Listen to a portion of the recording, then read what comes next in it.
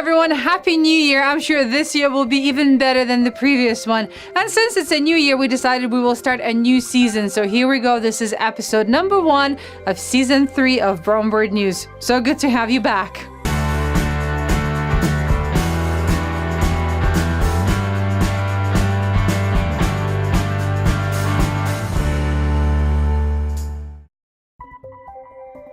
And here are a few more photography tips.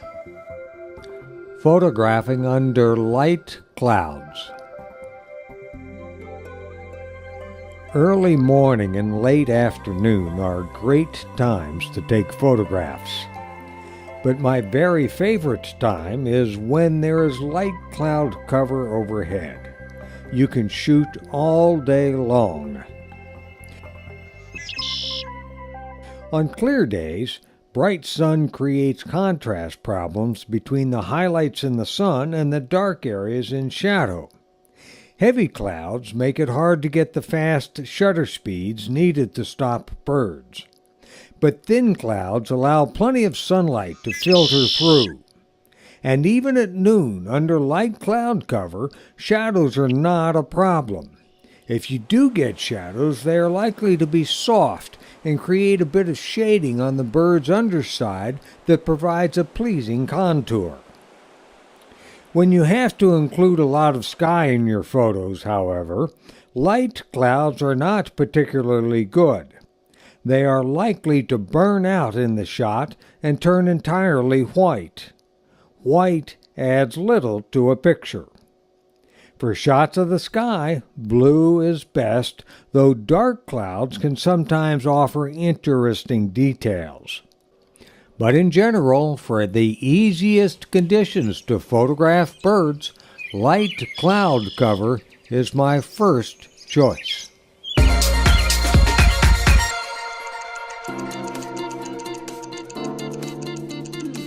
Here at Brome Bird Care, we love our coffee, but we also love our environment. So when we were shopping for a coffee machine, we wanted to find a company that would recycle all the pods.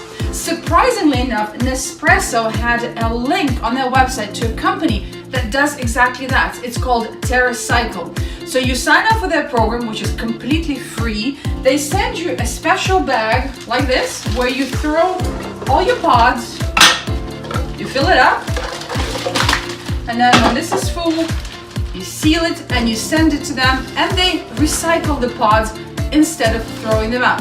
So if you have a machine like that, I encourage you to get in touch with TerraCycle and sign up for their recycling program.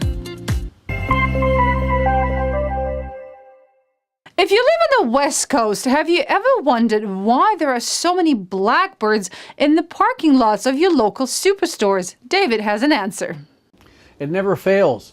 Whenever I go to my local Costco store, there they are, a horde of small birds. Some glossy black and some plain brown, but otherwise all look in the same size and shape. And take a closer look at those black ones in the sunlight and you'll get a pleasant surprise, a beautifully iridescent purple head. They're the males. They also sport pale yellow eyes. I never see them in the parking lots of Walmart or the Superstore, at least here in Victoria, BC. I only see them in the Costco parking lot. Elsewhere down the western part of the continent, they frequent the parking lots of many large food centers and small outdoor food courts like Starbucks and even schoolyards. And they can even be seen in public places associated with national parks and even construction sites. But while some bird lovers generally call them parking lot birds, I call them Costco birds. But their real name? The Brewer's Blackbird.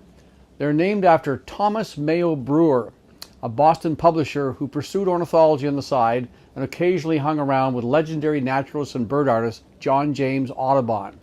It was Audubon who named the bird after his friend. So why are they so consistently present in these parking lots, you ask? Well, basically because they're beggars looking for handouts, and they seem to like to be around people. However, they're not obnoxious about it though, not like their close cousins, the grackles and brown-headed cowbirds. The former in such settings are noisy squawkers, and the latter are known to jump right onto your outdoor dining table to nibble on your fries. But the brewer's blackbirds just strut about quietly and in a proud way in between the cars and pounce upon any crumbs that come their way.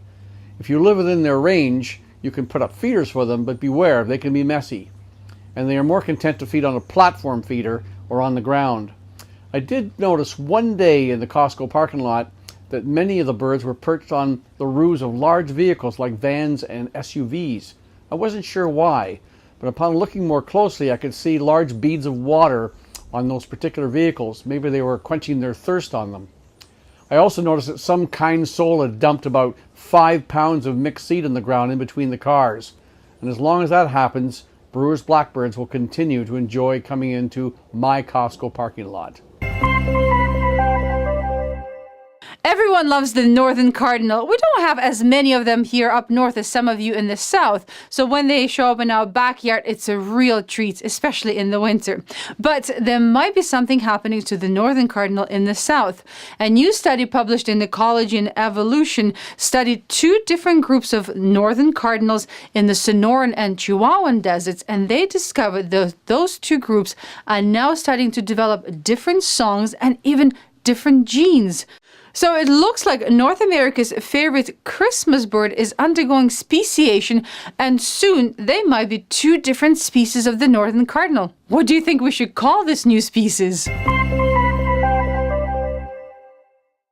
Rodents decimating bird populations on an island seems to be such a common thing these days. Here's another example. Marion Island, which is situated between South Africa and Antarctica, is home to several endangered species of bird like gray-headed sooty or wandering albatross and some species of petrel. Researchers think that seal hunters brought rodents with them about 200 years ago, and because of climate change, winters have become less severe, which helps rodents survive. Their populations have started to grow, and they have been absolutely destructive to the local bird populations. You see, mice will come to an albatross's nest, and then they will chew skin off hatchlings, leaving poor birds completely helpless and in a lot of pain. We won't share any of the pictures. They're really disturbing. Researchers are finding more and more scalp birds on the island, so they are really ready to do something about the rodent population. In 2020, BirdLife South Africa and the South African government will start dropping poison onto the island in the hopes to get rid of the rodent population. New Zealand has used this technique before, and they have been very successful. Just recently, a man was arrested at JFK for trying to smuggle in 70 live finches.